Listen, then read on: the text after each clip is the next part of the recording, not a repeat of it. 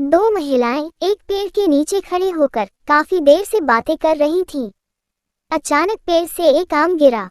पहली औरत बोली, अरे ये आम कैसे गिरा? दूसरी औरत कुछ बोलने ही वाली थी कि आम बोला, भगवान के लिए अब चुप ही हो जाओ, मैं पक गया हूँ तुम्हारी बातें सुन सुनकर। मैडम क्लास को ग्रुप फोटो बच्चों को दिखाकर बोली, जब तुम बड़े हो जाओगे तो इस फोटो को देखकर कहोगे, ये रहा राजू जो अमेरिका चला गया, ये रहा रवि जो लंदन चला गया, और ये रहा नंदू जो यहीं का यहीं रह गया।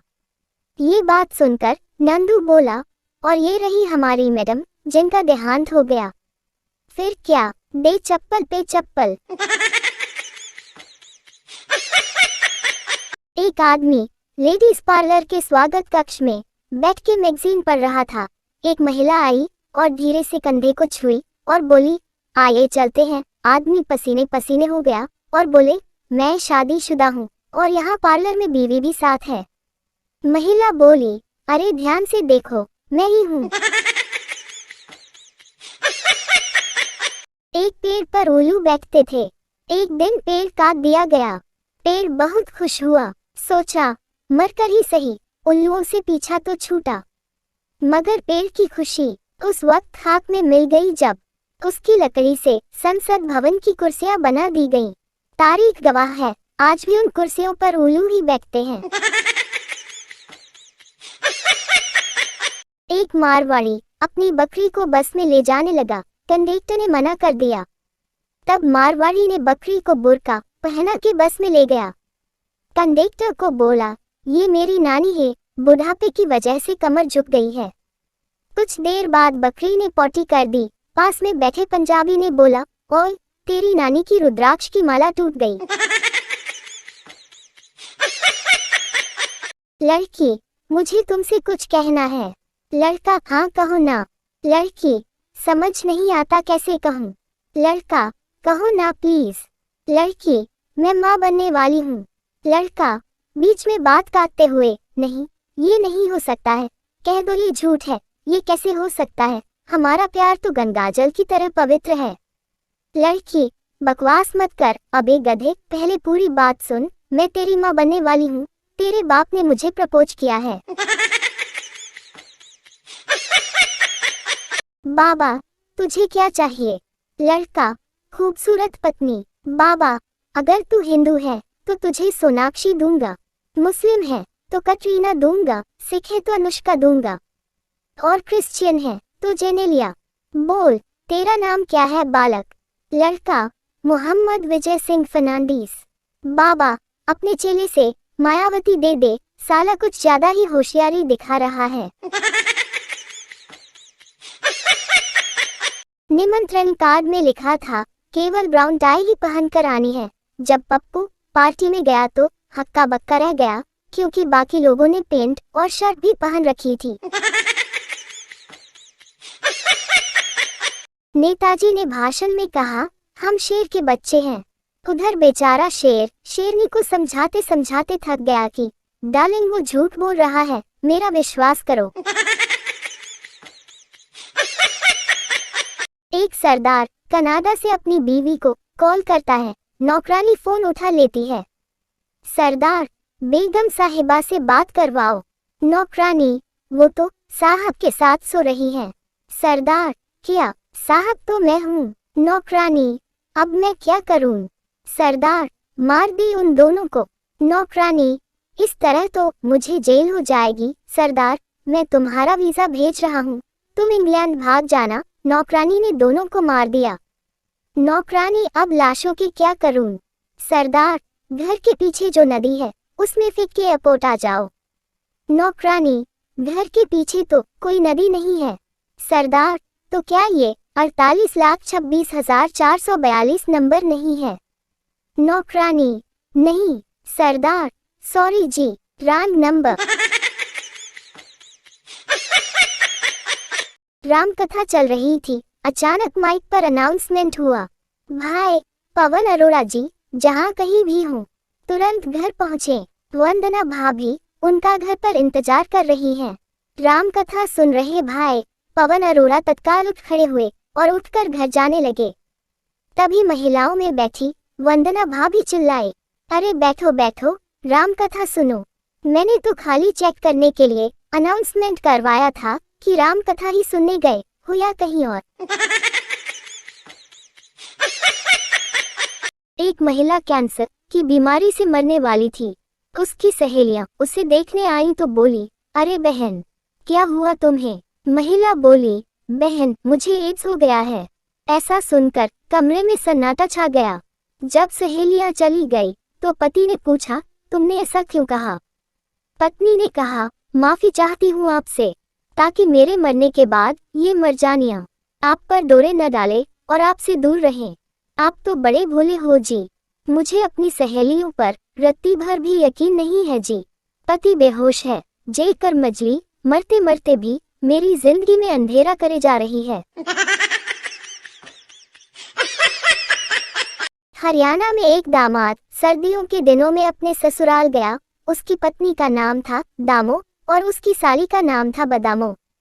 तो उस गांव में रिवाज ये था कि दामाद अपनी पत्नी से मिलना तो दूर आमने सामने देख भी नहीं सकता था। तो दामाद ने इशारे में 2 पंक्तियां कही कि उल्टा पंछी बोल रिया से अब की पाला खूब पड़ेगा, 2 जन मिल के सोते रहियो, नहीं तो एक जरूर मरेगा।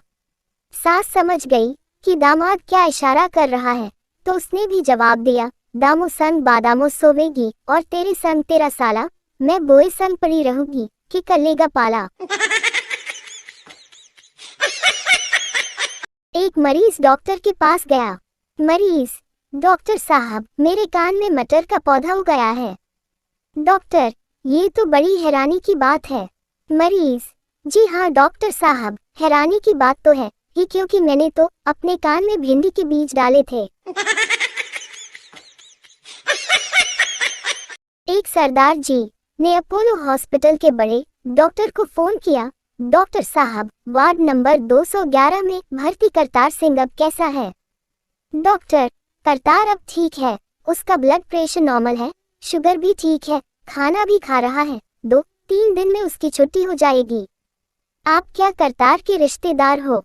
सरदार जी, अरे मैं खुद करतार हूँ। साला यहाँ कोई कुछ बताता ही नहीं कि मैं कैसा हूँ और घर कब जाऊंगा।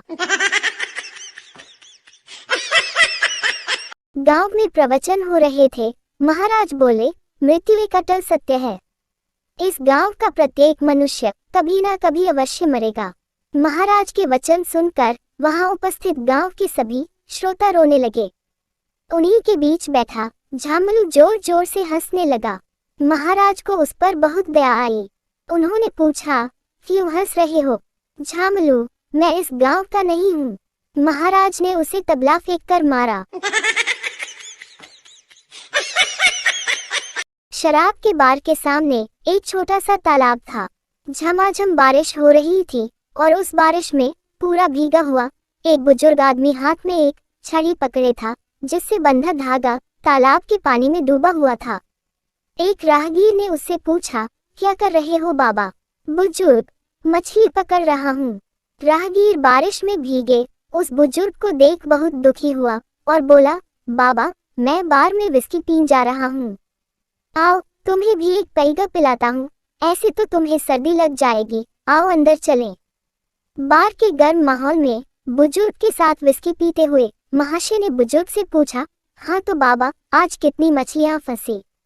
बुजुर्ग बोला, तुम 8वीं मछली हो बेटा। एक बार कचहरी में एक गवाह बहुत लंबे लंबे बयान दे रहा था।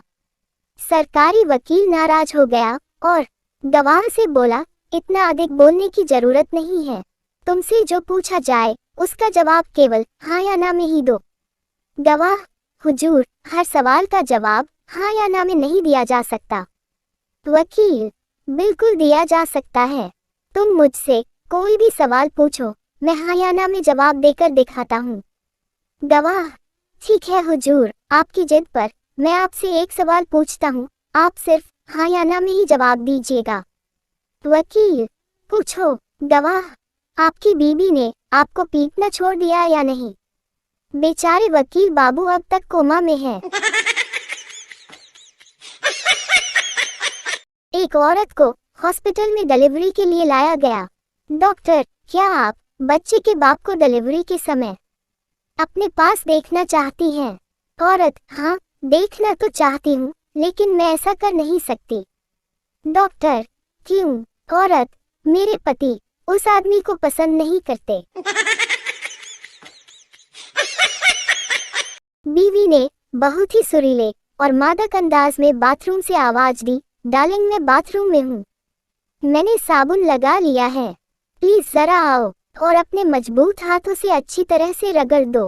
पति, जो कि चाय की चुस्की लेता हुआ अखबार पढ़ रहा था, हाँ जाने मन, तुम्हारा हुक्म मेरे सर माथे आया जान, और कूदता हुआ बाथरूम में पहुंचता है तो देखता है कि बीवी कपड़ों के ढेर के आगे खड़ी हुई थी। बीवी, देखो, मैंने कपड़ों में साबुन लगा दिया है, अब अच्छी तरह से हर कपड़े को ब्रश से रगड़ना और धोना, फिर निचोड़कर उन्हें बाहर तार पर सूखने डाल देना। मुझे घर के और रसोई के और भी काम निपटाने हैं। एक गरीब आदमी प्रतिदिन कागज में लिखता, हे प्रभु, मुझे 50,000 रुपए भेज दो, और गुब्बारे में लिखकर उड़ा देता। वो गुब्बारा पुलिस थाने के ऊपर से गुजरता और पुलिसकर्मी उस गुब्बारे को पकड़कर वो पर्ची पते और उस आदमी के भोलेपन पर हंसते। एक दिन पुलिसकर्मियों ने सोचा कि क्यों ना उस गरीब आदमी की मदद की जाए, और पुलिसकर्मियों ने मिलकर 25,000 जमा किए और उस व्यक्ति को उसके घर जाकर दे आए। दूसरे दिन पुलिसकर्मियों ने जब गुब्बारा रोककर पर्ची पढ़ी तो होश उड़ गए। उसमें लिखा था, प्रभु, आपके द्वारा भेजे गए पैसे तो मिल गए, लेकिन आपको पुलिस वालों के हाथ नहीं भेजने चाहिए थे, साले 25,000 खा गए। मरते समय पति ने अपने पत्नी को सब कुछ सच बताना चाहा। उसने कहा, मैं तुम्हें जीवन भर धोखा देता रहा, सच तो यह है कि दर्जनों औरतों से मेरे नाजायज संबंध थे। पत्नी बोली, मैं भी सच बताना चाहूंगी, तुम बीमारी से नहीं मर रहे, मैंने तुम्हें धीरे धीरे असर करने वाला जहर दिया है।